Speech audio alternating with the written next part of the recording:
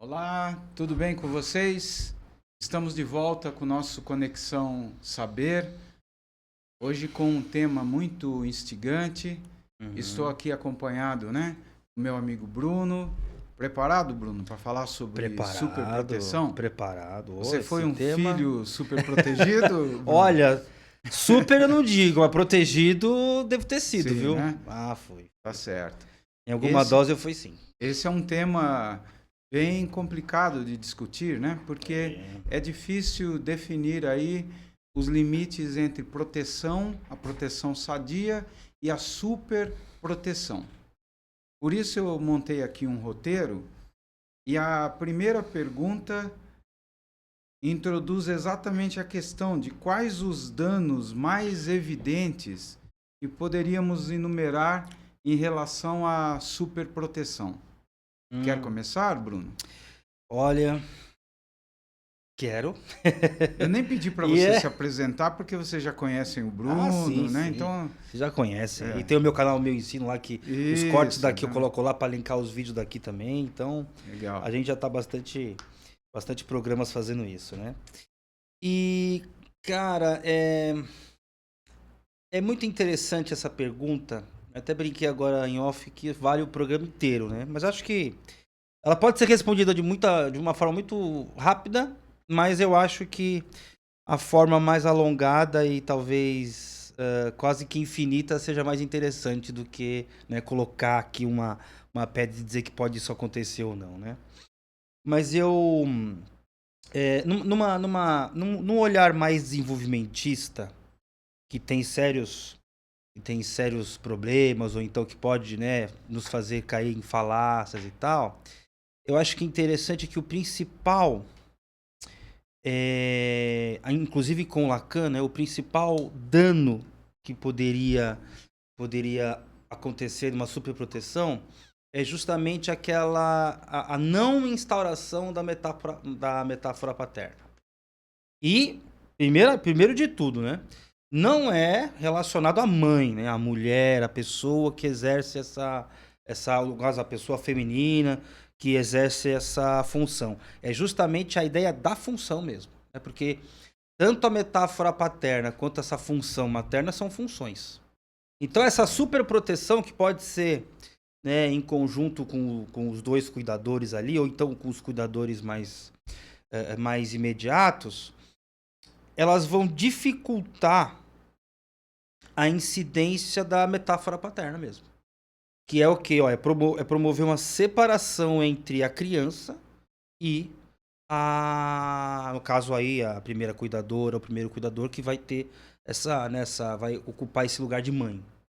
Então essa separação eu acho que é a primeira coisa que não acontece quando essa superproteção acontece, né, ou está acontecendo.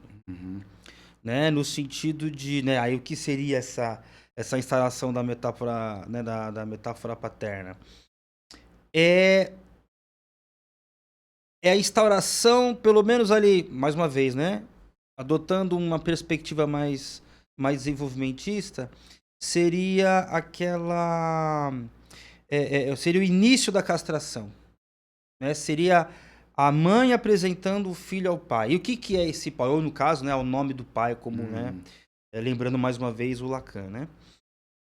Que é aquela coisa que vai separar a mãe da criança. Então pode ser o próprio pai, a pessoa do pai, né? Pode ser uma outra pessoa que cuide da criança também, um irmão mais velho, um tio, qualquer coisa assim, um vizinho, a escola, sei lá o quê. Ou então o hobby dessa mãe, desse primeiro cuidador.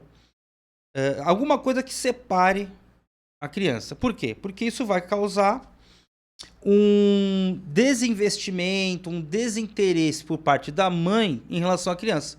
E a criança vai ter que se haver com aquilo. Vai ter que se haver com a falta, né? Aí, aproveitando até essa palavra, pode-se não instaurar, né? Mas pode ocorrer a falta da falta, né? Porque não vai existir aquela desmembração que vai acontecendo, né? Aquela separação que vai acontecendo.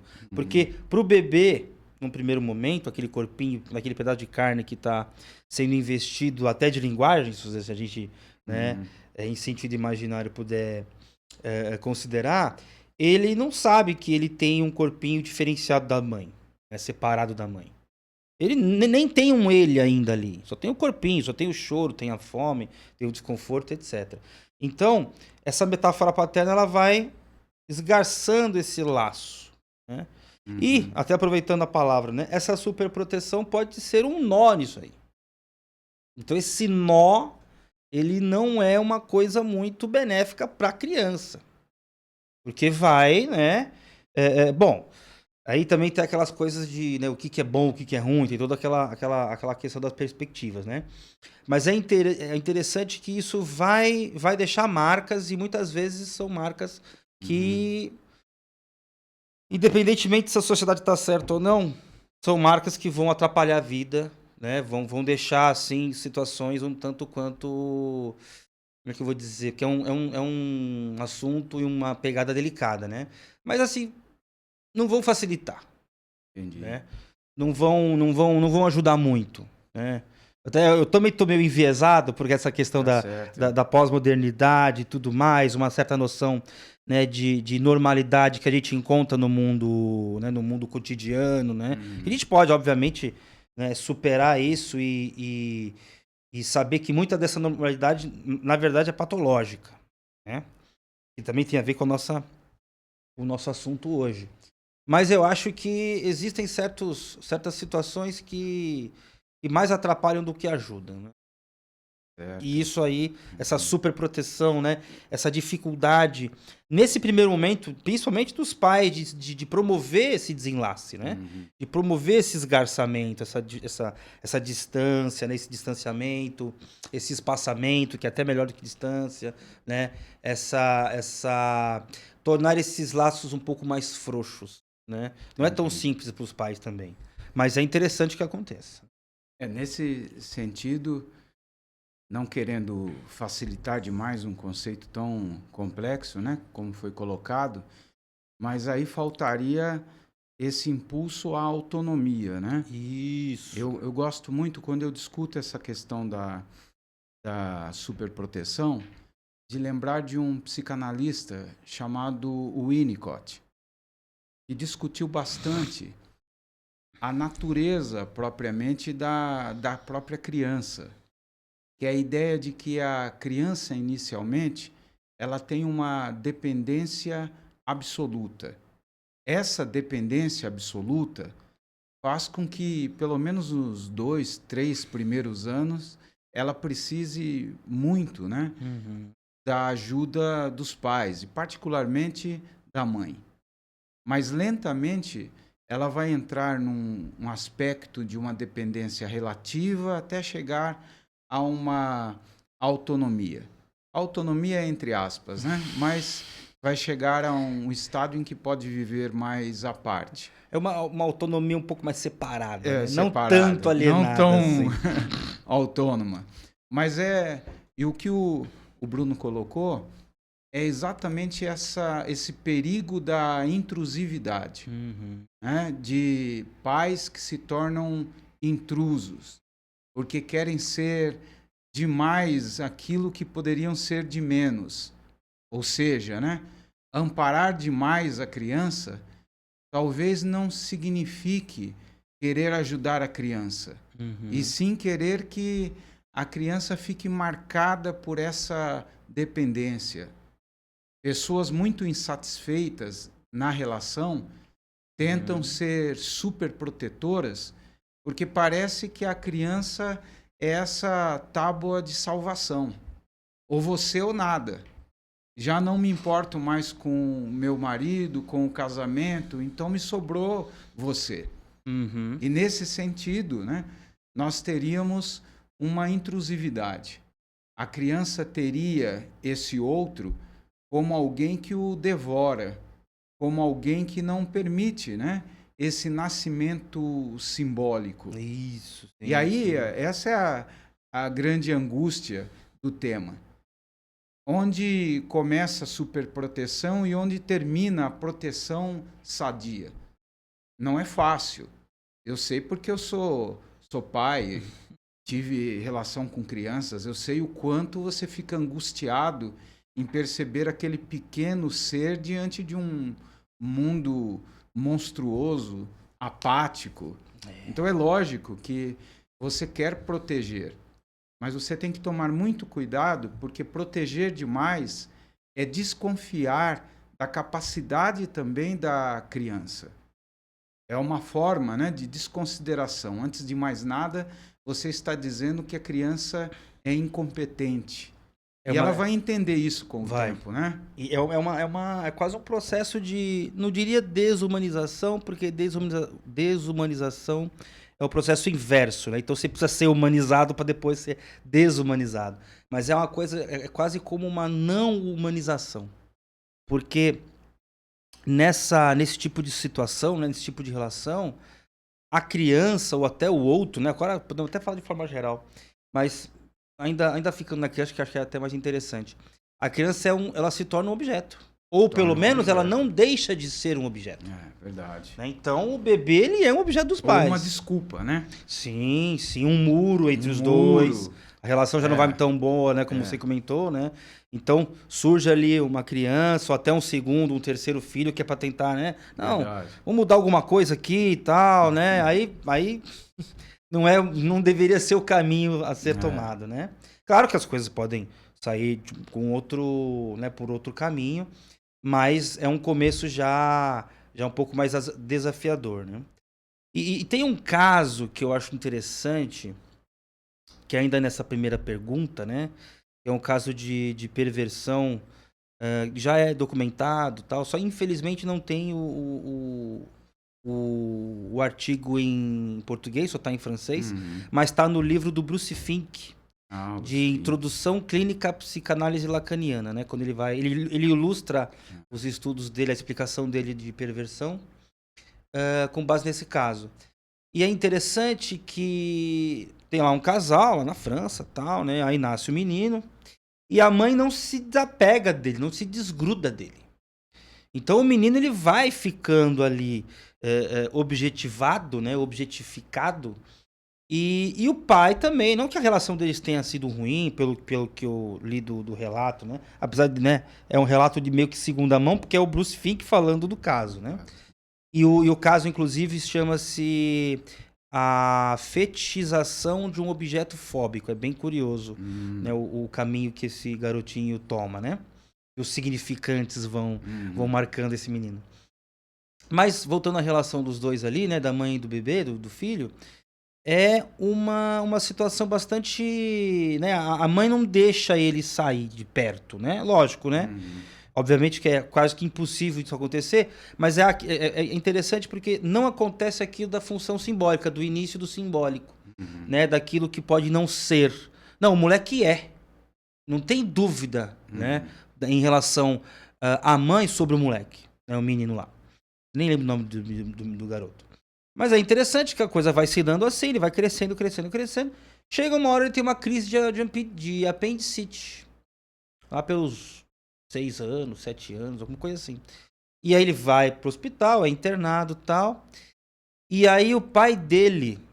É uma cena muito interessante, né? Que ele narra Lógico, né? É o garoto contando pro analista, que não é esse Bruce Fink, como eu comentei, né? É um francês lá que eu não vou lembrar o nome agora. Mas ele narra a cena de que ele vê o pai dele chegando no quarto com, né, acho que um frasquinho, alguma coisa assim, daquele pedacinho do intestino que foi retirado dele. E é interessante que aquilo ali, o garoto olhando para aquilo, para a situação do pai, o pai feliz, olha só o que tiraram de você e tal, agora tá tudo bem. A partir dali ele começa a sentir uma certa aversão à mãe. Sabe aquela coisa da vergonha do filho pequeno que tá na escola, que a mãe às vezes vai dar um beijo, o pai vai dar um beijo, a criança fica, não precisa agora, para com isso. Então. Pai, me pega no colo. Não precisa, é interessante essa situação, porque né, esse tipo de situação, que elas marcam alguma coisa, né? E nesse garoto foi um certo distanciamento, promovido por uma contingência completa, né? Infeccionou o apêndice do moleque, novinho ainda para isso, né? Mas essa situação, né? A resposta que o pai deu Foi muito interessante. E fez alguma coisa acontecer. Né? Ele é como se o pai tivesse autorizado, né, uma perda, por mais que imaginária. Introduzisse a castração por uma via não muito comum. Não muito né? comum, não muito usual, né? É. Então é muito interessante que dali pra frente ele tem uma relação diferente com a mãe. Mas aí uma outra situação dele ouvindo os pais conversando no quarto e tal, aí acontece uma inversão significante, né? Porque a mãe, além de tudo isso, tinha um apelido pra ele, que era o Tubon. Em francês eu não sei muito bem a pronúncia, mas é Tubon. E quando ele ouve os pais conversando sobre alguma coisa, acho que provavelmente sobre sexo e tal, ele ouve o pai se direcionar ao órgão sexual da mãe, né, mais especificamente o clitóris, como botão. Uhum. E aí, essa inversão significante instaura ali uma perversão, vamos dizer assim, né? Uhum. Aí eu fico na dúvida, o que era antes? Era algum tipo de neurose? Era uma psicose? O que era antes dessa, né? Desse momento. Do evento, né? Desse evento, né? E aí, como isso se deu meio que de uma forma um tanto quanto curiosa, né? Mais uma vez, aí ele passou, a partir daí, ele tinha extrema fobia de botões, de botão, assim, de camisa, né? De roupa. Mas ele tinha fetiche por vários botões juntos. Então ele só conseguia se relacionar com parceiras que apareciam com roupas cheias de botões. Cheias de botões. Entendi. Nesse sentido, no âmbito da superproteção, houve uma certa separação Houve uma da certa mãe, separação. né? Sim. A partir de um evento visual, meio dramático, né? Sim, uma contingência completa, né? Verdade. Esse é um elemento que pude retirar do meu consultório. O quanto fobias da mãe se transferem para os filhos, filhas, particularmente a fobia por cães. Isso é muito comum. Uhum. A criança não tem nenhuma fobia, mas recolhe aquele medo da mente da mãe. O que significa uma transferência da própria insegurança da mãe. Aí a ideia, né, do medo de cães nem sempre são cães reais. Pode ser simbolicamente esse medo de falhar falicamente, de não ser, né, aquilo que corresponde ao ideal de mãe. E isso pode se transferir à criança, e na vida adulta teremos alguém inseguro, amedrontado, que pode, inclusive, ter uma fobia estranha, sem muita explicação histórica, porque foi recolhida da subjetividade da mãe. Uma herança Na verdade, simbólica. é uma né? herança simbólica, uma leitura que não foi feita propriamente pelo olhar da criança e sim da mãe. E nesse sentido, a criança pode ficar ainda mais presa à proteção divina desta mãe. É um reforço propriamente dessa união, mesmo que num sentido desdobrado ela apareça como uma coisa perturbadora, como uma fobia. Mas é uma maneira de retornar aos braços da mãe, de não ir muito longe, de ficar preso, né, àquele território. Essa é uma questão muito típica, né, nas relações entre fobias de adultos e crianças que se tornam muito cedo fóbicas. E é interessante isso que você comentou, porque em algum momento, né, do desenvolvimento dito convencional, normal, qualquer coisa nesse sentido, em algum momento você se depara como indivíduo, né, olhando para os pais, né, você percebe que eles não são o todo-poderosos. Verdade. Nem papai, nem mamãe, ou não, nem aquele tio, aquele avô, qualquer coisa assim, aquele irmão, né, que pode deslocar para qualquer figura próxima, né? Ou qualquer pessoa próxima. E é interessante que nessa situação você percebe o que o Lacan diz do grande outro barrado. Né? Que aquele também sofre por uma doença, por uma situação, uma falência, né? Algum problema financeiro, né? Ele se mostra, né? Os adultos ali em volta, ou, mais uma vez, né? Aquela pessoa que aquele indivíduo nutriu uma certa visão ideal, se mostrou falha. Aí é aquela coisa, bom, se ele não tem, eu também não devo ter. Ou então eu perdi. E, né, aquela questão do falo, tal, da castração. Então é muito interessante que esse tipo de situação, que é interessante que aconteça, né? Porque instaura-se alguma coisa. Até o esperado, né? Instaura-se alguma coisa. A resolução do complexo de Édipo dependerá desse declínio. Exatamente. Dessa imagem divinizada dos pais. Exatamente, né? Exatamente. Né? E aí o sujeito mais neurótico, ele vai por uma briga com essa aceitação, né? Com essa castração que ele não aceita. Aí o perverso consegue passar por ali e falar, bom, beleza, tem, mas eu não ligo muito pra isso, não me desrespeito, né? Desmente a castração. E o psicótico não sabe muito bem o que aconteceu, se é que aconteceu. Né? Então tem uma... Se ele é o caminhão que o atropelou ou ele que atropelou o caminhão. Exato, né? Não tem essa distinção tão clara, né? Em certas situações, obviamente. Então é interessante que, né, para tentar ir arrematar a resposta, coisa rara, né? no nosso programa, é justamente esse próximo passo, né? Eu lembro uma cena muito bonita que aconteceu comigo. Tava acho que meu compadre e, nos casos, os filhos dele, né? E os meus afilhados, né? Aí então a cena foi tão engraçado.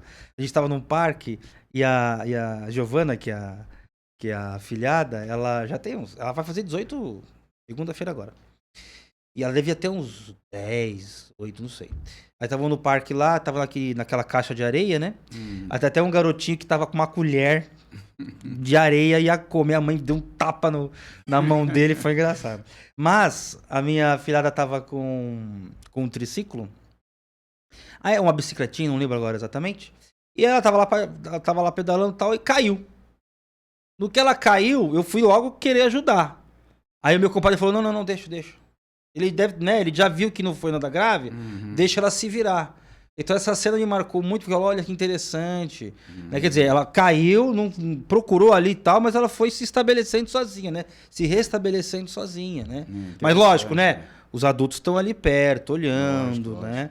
Então essa resposta, muitas vezes, dos adultos promove alguma coisa no sentido de uma autonomia. Nesse sentido, foi uma resposta madura, né? Sim.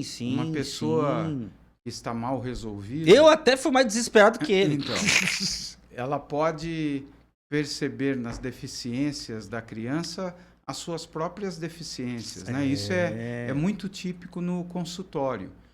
A mãe quer ser tudo, o pai quer ser... uma divindade, um protetor inefável, porque na verdade a vida dessas pessoas está cheia de vazios. Por isso, qualquer ameaça à criança parece ser uma ameaça ao próprio eu dos adultos. Eu lembro bem de uma explicação também lacaniana que diz respeito a uma criança muito pequena que, ao empurrar uma outra, ao beliscar, também chora. Porque ela não consegue se separar, ainda simbolicamente, desse outro. E uma pessoa afetada, pais afetados, parecem regredir a essa indiferenciação. Então, se a criança cai, se a criança tem alguma dificuldade, se a criança mostra alguma debilidade, eles enxergam aquilo como algo ameaçador, quando de fato aquilo é parte do processo normal de desenvolvimento, né? Sim. Foi mais ou menos aquilo que o seu parente percebeu, né? Que a criança podia se virar sozinha. Já tem condições ela dele. teria condição, né? E ele não estava desesperado ao ponto de mergulhar no desespero da criança, porque aquela pequena dificuldade não era motivo de grande desespero. E aí deixou a criança, né, resolver a coisa. Então isso tem muito a ver com a maturidade do adulto. O quanto ele está resolvido quando tem filhos, quando tem pessoas sobre a sua custódia.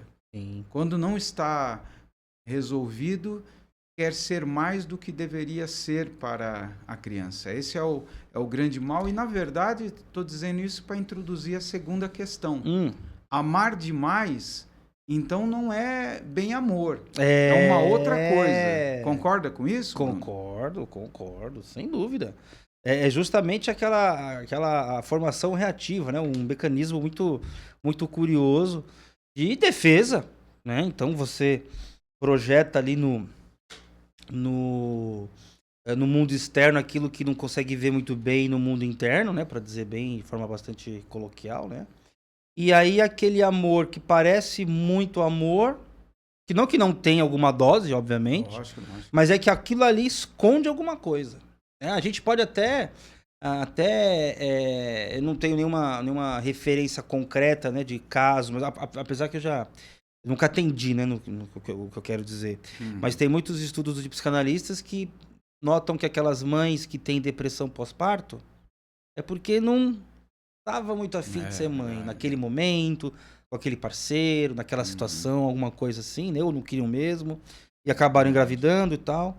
E é interessante que, de repente, vem essa depressão, e essa depressão pode pular, né, migrar, se deslocar, se transformar numa superproteção. E talvez nem nos casos em que não há a depressão. Ah, não, lógico, sim. Mas nos casos em que é uma mãe solo, tem desejo, né? Tinha desejo de ter a criança, mas ao ter percebe as responsabilidades, as dificuldades. Então se monta uma coisa que a Horney, uma psicanalista, vai chamar de oscilação afetiva. Uma oscilação que se dará sempre entre proteção e agressão. E isso pode fazer com que a criança não entenda, não consiga identificar o signo da imagem da mãe, porque ela oscila demais. Às vezes protege excessivamente, às vezes explode e até machuca a criança. O René Spitz, também falando sobre essas questões de oscilação, ele diz que isso pode dificultar a identificação com a imagem da mãe, porque a criança não consegue entender se é aquela mãe boa ou a mãe má que está cuidando dela. E a própria mãe, às vezes, não tem muita consciência do que está acontecendo. Eu já lidei com mães que estavam bem enquadradas, né, nesse tipo de caso. Eram mães amorosas, mas quando explodiam, machucavam a criança. Então, essa formação reativa pode se dar exatamente por um certo fracasso da própria autoimagem da mãe. Esse fracasso pode se dar exatamente frente a essas questões de responsabilidades, beleza, estética. Né? Há mães que ficam profundamente cindidas quando tem uma criança porque vem o seu corpo se transformar, perderem, né, as formas que tinham antes da gravidez. E isso pode, sim, montar essas formas estranhas de superproteção, zelo excessivo e, às vezes, uma oscilação explosiva, né?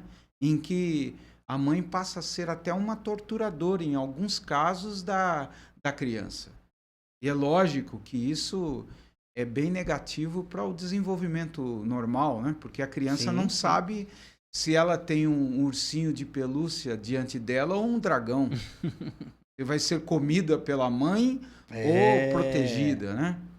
Acha que isso faz sentido? Faz sentido. E aí me lembrei daquele nosso programa sobre os ditados populares, né?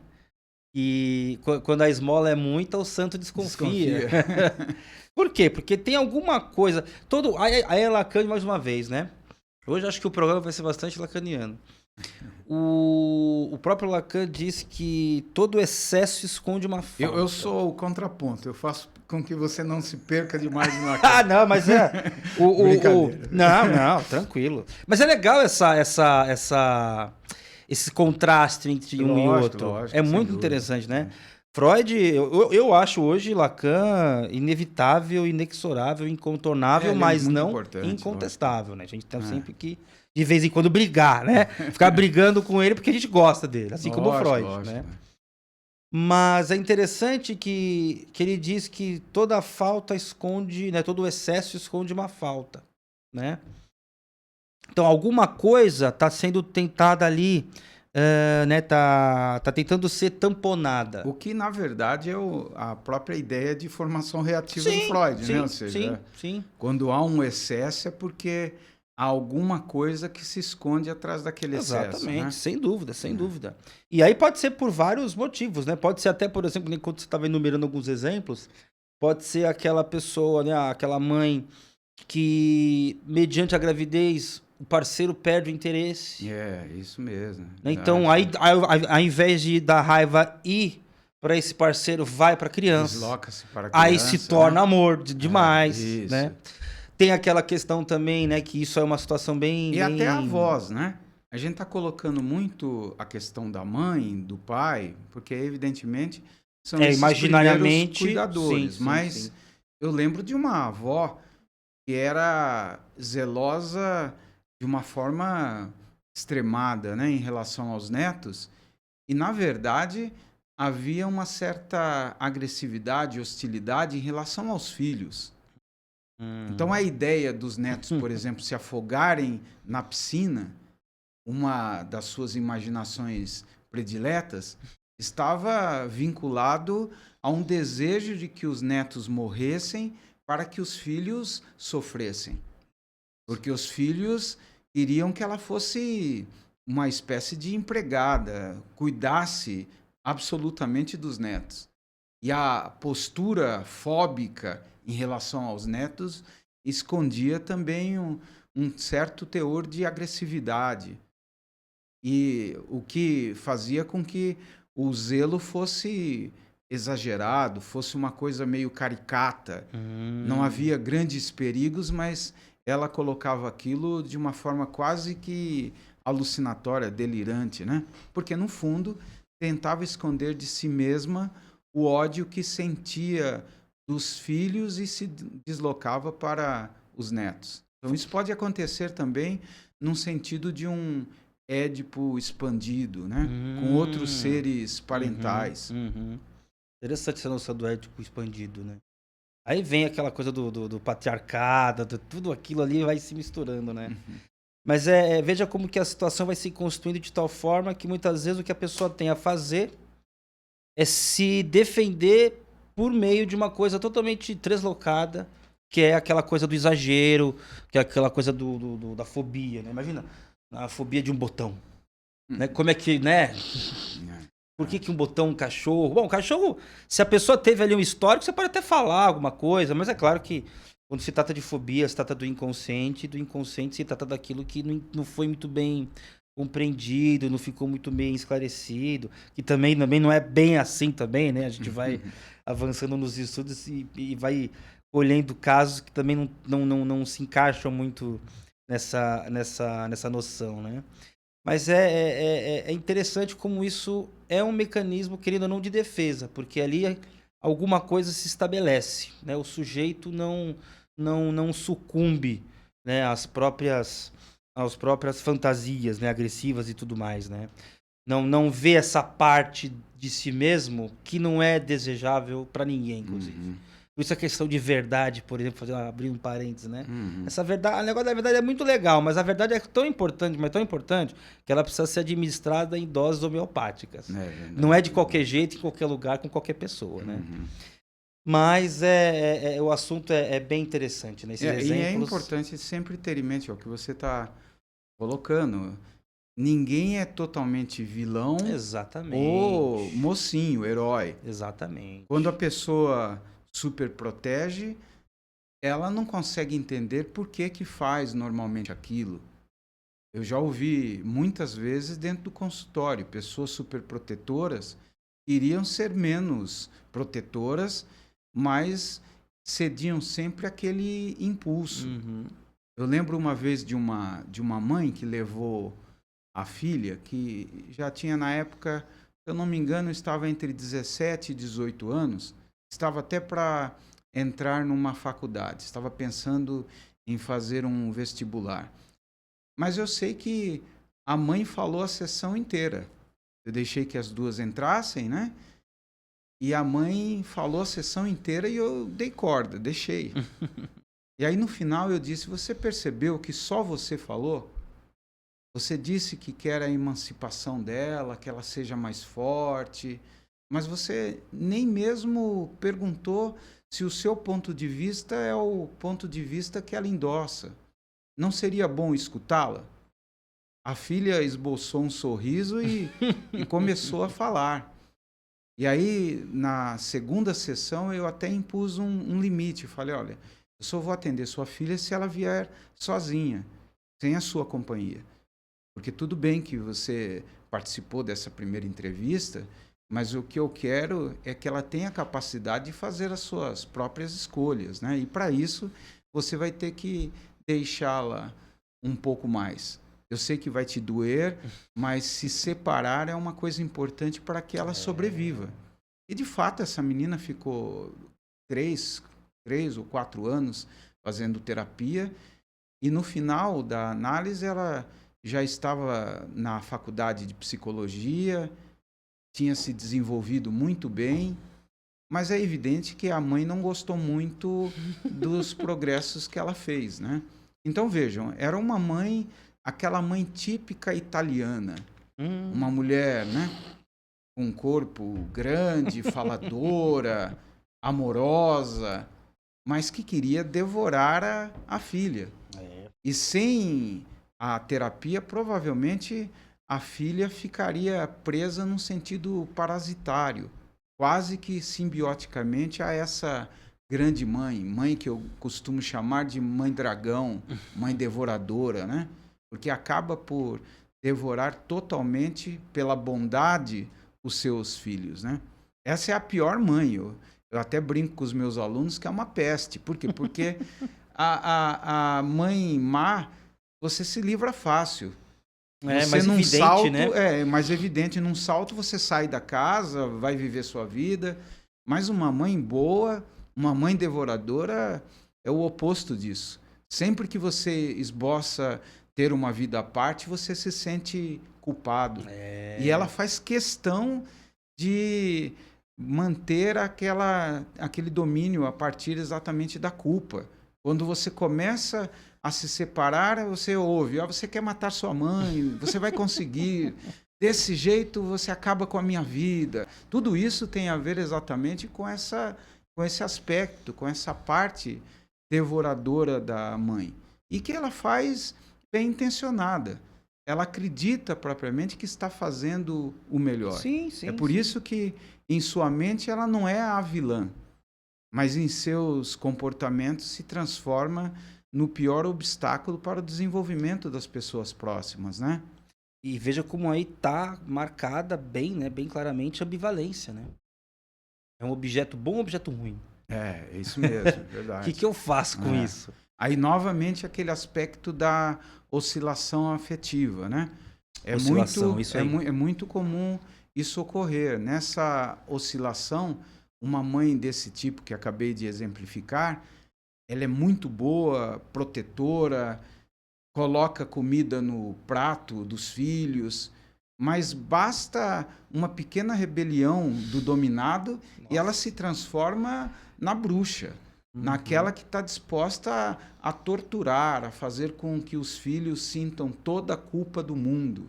O que indica, né, que essa oscilação fica difícil para que o filho tenha uma leitura precisa da vontade, dos desejos dos pais. Né? É isso que eu ia dizer agora, curiosamente, porque o Lacan, né, mais uma vez, ele tem aquela pergunta do neurótico, né? Que foi, né? O que queres? O que você quer? Porque é diferente de ficar, por exemplo, né, a criança se perguntar se a mãe ou se o pai, né, claro, levando aí pro lado dos cuidadores, se é uma pessoa boa, uma pessoa má, se ela me quer o bem, se ela não me quer. É diferente de você, né, da criança se perguntar, mas o que ela quer de mim? O que ela tá buscando em outro lugar que não encontro aqui. Que é justamente o paradigma da neurose, né? Porque numa certa visão mais sintética, vamos dizer assim, né? Mais resumida, o neurótico é aquele que sabe que ele não tem alguma coisa que poderia ter tido, ou então acha que perdeu, né? Ou nunca teve, ou que perdeu alguma coisa, né? E é interessante essa pergunta, né? Porque o que você quer de mim? E é diferente de que, pô, você é uma pessoa boa ou uma pessoa má? Pode, logicamente, que uma pergunta pode se deslocar, se desdobrar na outra, mas é interessante que isso fica muito mais marcado, fica muito mais imaginário, muito mais evidente, né? E também, né, mais perceptível a nível imaginário, né? Então é bem curioso, né? Bem curiosa essa relação. E olha como é uma relação que pode se tornar, ou então pode facilitar que no futuro aquela criança, aquele jovem, se encontre em relações abusivas. Né? Encontre algum parceiro ou alguma parceira. Tem até a ver com a última questão. Tem? Como a superproteção Tem. pode levar o adulto a ter uma visão distorcida da realidade, né? Pois é. Ele pode confundir tudo na cabeça dele. Nós sabemos bem, a partir do consultório, que alguém que foi dominado, controlado por pais superprotetores, pode procurar por apoio, anáclise, parceiros também tirânicos, parceiros dominadores, controladores, mais uma pessoa para controlar a sua vida, né? Para reviver aquela relação. Então é algo que pode trazer essa distorção da realidade, até a leitura, né, de que aquilo que me limita não é realmente ruim, e sim o natural. Daí o indivíduo viver certos limites como parte da natureza da realidade, o que pode ser uma distorção. Pensa assim? Sim, sim. E enquanto você elencava alguns exemplos, né, da mãe lá e tal, me veio aquela ideia, aquela frase típica de relação desse tipo, de que, olha o que você me obrigou a fazer. Verdade, eu até assisti um filme assim, ontem, teve essa frase lá. Olha o que você está me fazendo fazer. Né? Então essa frase marca um tipo, né? Ela pode pelo menos indicar. Tô te aleijando, mas é pro seu bem. Que, me obrigou a fazer isso. Você que me obrigou, né? Eu não queria estar fazendo isso, mas você não me deixou outra escolha, né? E a pessoa tem escolha, podia não ter feito. É lógico. Né? Se bem que é interessante isso, né? Que às vezes acontece de a pessoa, né, o jovem entrar em análise, o filho no caso, né? Entrar em análise, o filho ou a filha, né, entrar na terapia e às vezes consegue fazer, olha, a mãe começa a perceber as mudanças, a mãe ou o pai, e às vezes também se interessa. E eu digo isso porque em se tratando de relações abusivas, eu lembro que em alguns países da Europa já se leva para o tratamento os dois envolvidos. Porque aquele que bate, claro, né, não justifica, mas aquele que bate não é só algoz, ele é vítima de alguma coisa também. Então é interessante levar os dois, né? Cada um na sua terapia e tal, para ver, porque é um encontro fortuito, assim como o apendicite lá do garoto lá do exemplo que eu trouxe, botão, né? do botão, que é da contingência você encontrar alguém assim.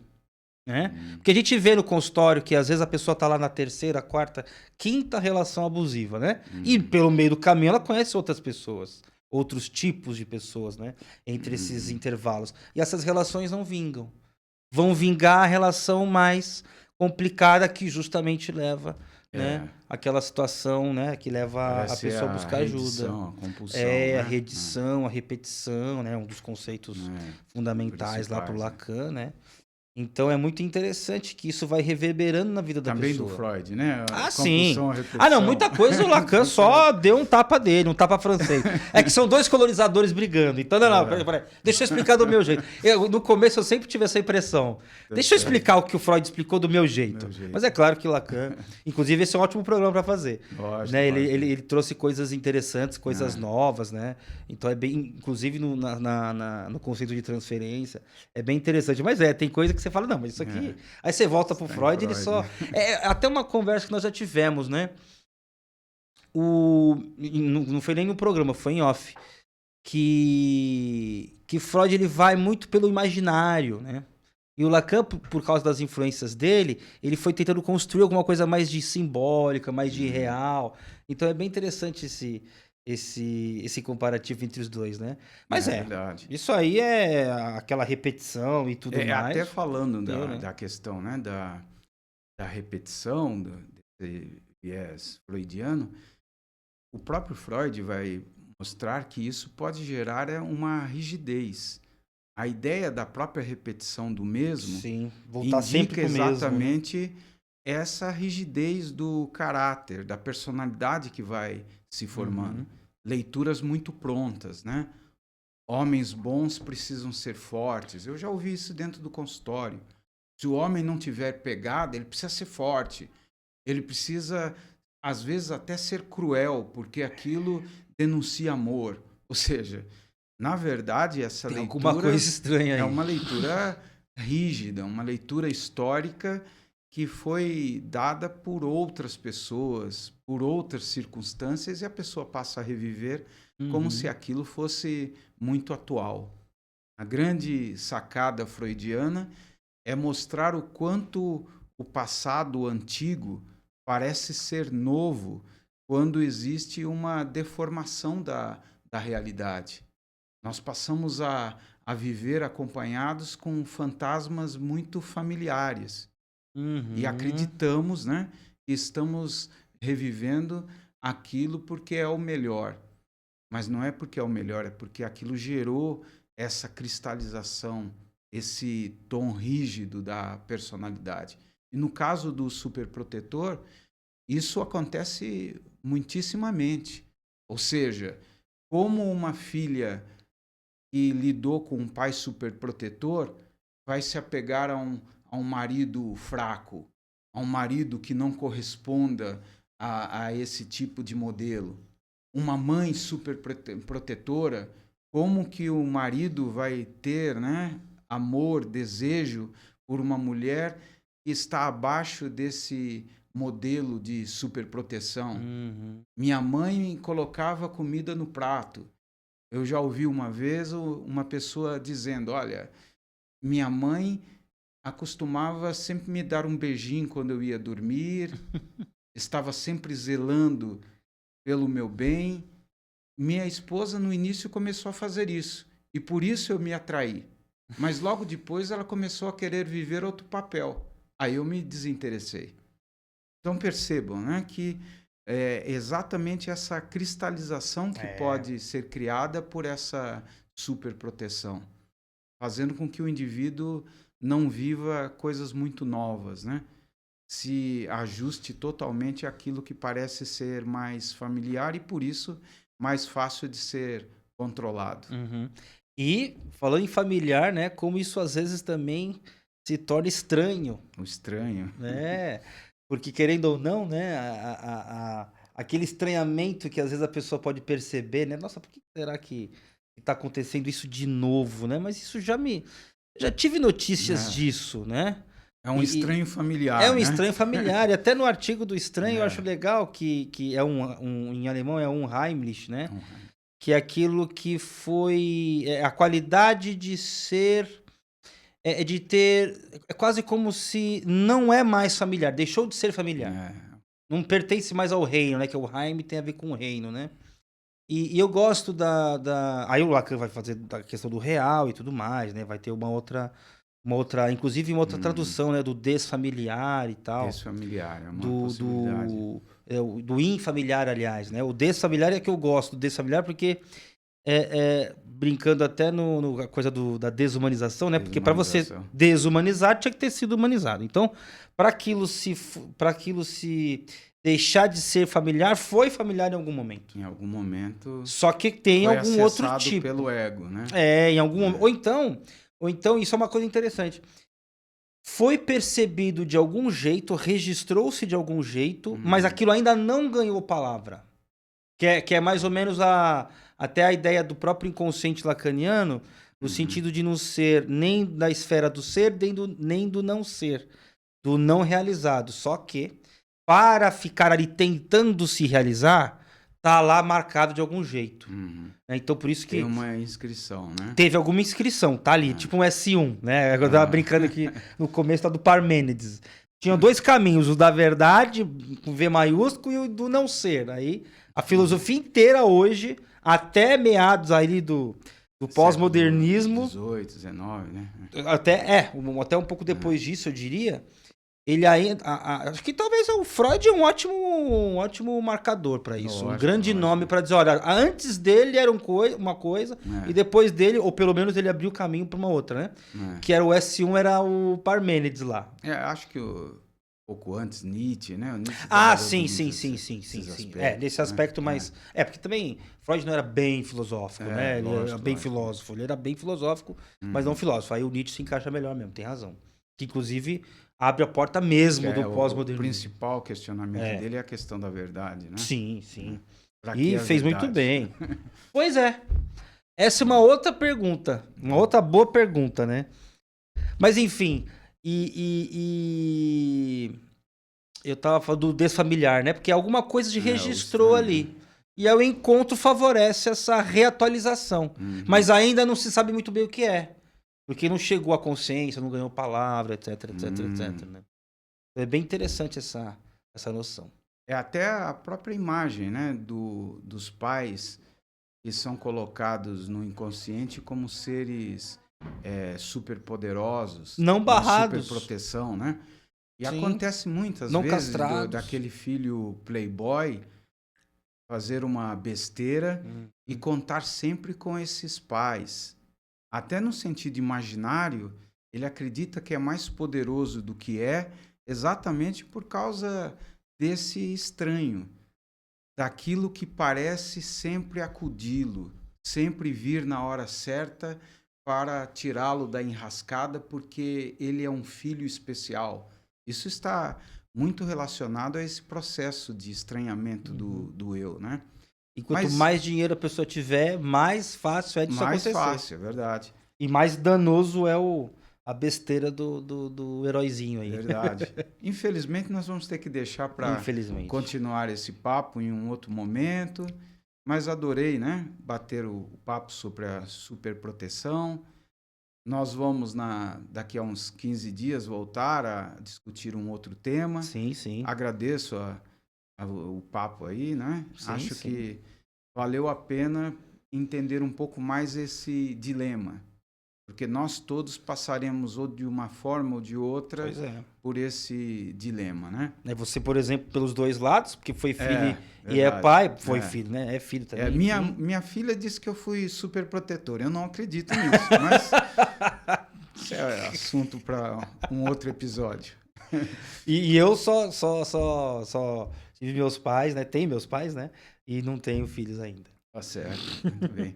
Quer se despedir? Claro. Então, mais uma vez, um ótimo programa. Passamos aqui por 3. Ficamos mais na primeira, um pouco da segunda, mas passamos pela quarta pergunta. Então, parece que a gente avançou aí uns 3/4 da pauta, que eu acho que tá ótimo. Legal. Acho que tá ótimo, mesmo. né? Mas é um assunto sempre... Né? Avançamos. Alguma coisa, a gente não ficou parado, a gente deslocou do S1 pro S2. A gente promoveu alguma coisa aí. Não ficamos holofraseados numa coisa só. Então, acho que sempre um prazer conversar sobre esses assuntos. Sempre um prazer conversar contigo. E, tá certo, curta, compartilhe, sugira temas, e é isso. Isso mesmo. Você que gostou, deixa aí o seu like, divulgue para outras pessoas o canal, compartilhe os conteúdos. Se quiser saber mais sobre essas questões, nós temos também o curso de formação em psicanálise. Nós vamos deixar aí no descritivo, né, o telefone da Sociedade de Psicanálise. É só ligar e conversar com a nossa coordenadora. Um abraço e até a próxima vez. Tchau a vocês. Tchau.